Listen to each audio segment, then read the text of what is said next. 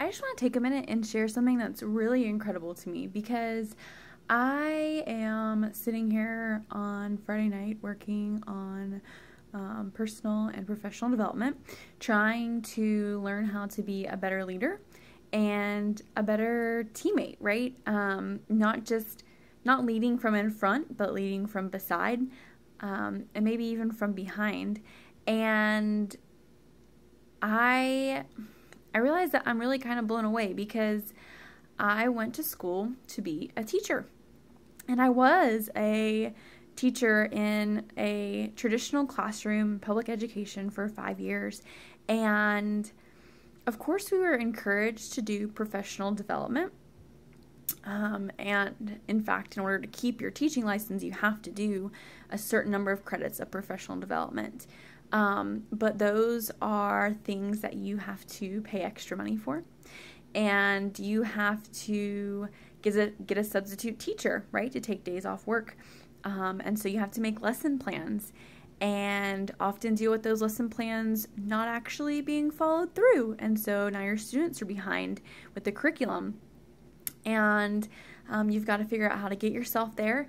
And if you choose to not do it that way, to do professional development online or something like that, then that's even more of your personal time that you're taking in order to better yourself, in order to help better your students and better their education.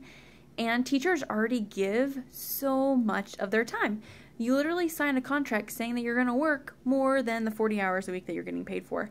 And although, yes, that's very noble, how horrible that we require so much from the people who are educating our future leaders, yet we don't actually give them time to fill themselves back up.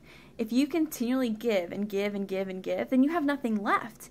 And what are you supposed to give when you're empty? And that was something that I didn't really realize until after becoming a widow and trying to go back to being a teacher full time.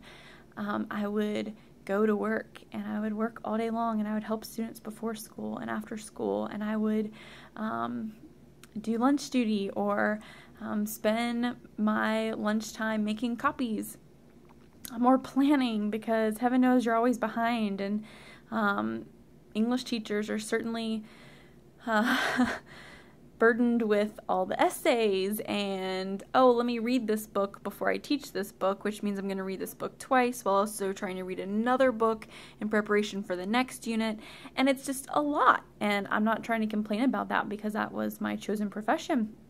But what has hit me is how blessed I am now to be part of a business where one of the 3 non-negotiables, what we call vital behaviors of what I'm counseled to do every day as part of my job, is personal development.